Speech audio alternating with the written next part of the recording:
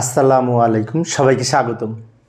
প্রিয় শিক্ষার্থী বন্ধুরা, আজকে আমি এই যে আমরা যখন লজিক ফাংশন সরলীকরণ করি, বিশেষ করে এই ধরনের যদি ফাংশন থাকে, যেমন ঢাকা বোর্ড 2024 সালে এই প্রশ্নটি এসেছিল, এখান থেকে আমাদের এই সরল করে মান বের করতে হবে, সরলীকরণ মান যাকে বলা হবে। এই ক্ষেত্রে আমরা লক্ষ্য করলে দেখতে পাই যে a plus B into A plus B not into A not plus C.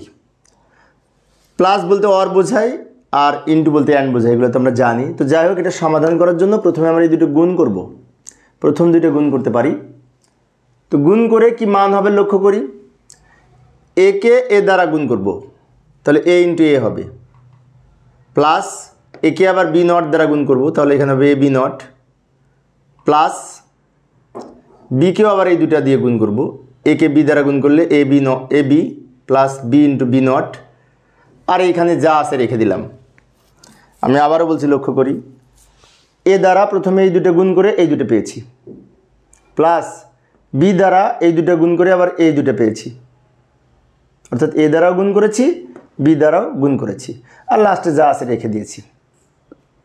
এখন আমরা যে মৌলিক উপপাদ্য দেখেছি এ প্লাস এ নট সমান 0 হয়, তাহলে এই নিয়ম অনুযায়ী এটার মান কিন্তু 0 হবে। বি ইন্টু বি নট সমান 0 হবে এটার মান।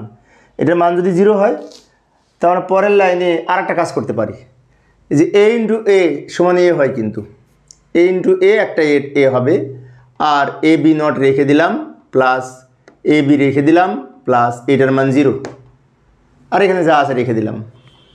এবার এই টোটাল অংশটা থেকে আমরা কিন্তু এখানে এ আছে, এখানে এ আছে, এখানে এ আছে, এ কমন নিতে পারি টোটাল অংশ থেকে। টোটাল অংশ থেকে যদি এ কমন নিই, তাহলে এখান থেকে 1, এখানে থেকে বি নট, এখানে থেকে বি, আর এখানে যা আছে রেখে দিলাম। আমি আবারও বলছি, লক্ষ্য করি, এই টোটাল অংশটা থেকে আমরা যদি এ কমন নিই, তাহলে এখানে থাকে 1, এখানে বি নট, আর এখানে বি থাকে। এবার এই 1 প্লাস এই অংশটার মান কিন্তু 1 হয়, কারণ 1 প্লাস এ সমান 1 প্লাস যাই হোক না কেন ফলাফল 1 হবে, তাই আমরা এটার মান 1 লিখতে পারি। সেই জন্য এখানে হবে এ ইন্টু এটার মান 1, এই টোটালটার মান 1 হবে, আর এখানে যা আছে রেখে দিলাম। সবার শেষে এ আর 1 গুণ করে এ হবে, আর এখানে যা আছে রেখে দিলাম, এ নট প্লাস সি। এবার এটাকে যদি এই ব্র্যাকেট তুলে দেওয়ার জন্য এই দুটো দিয়ে এ গুণ করব, এ ইন্টু এ নট হবে, প্লাস এ সি হবে।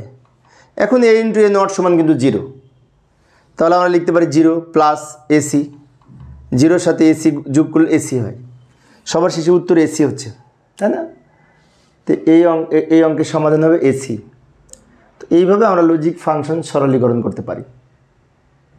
তো প্রিয় শিক্ষার্থী বন্ধুরা, আমি শিক্ষার্থীদের অনুরোধে অল্প অল্প করে আলোচনা করি, যাতে শিক্ষার্থীরা বোরিং ফিল না করে।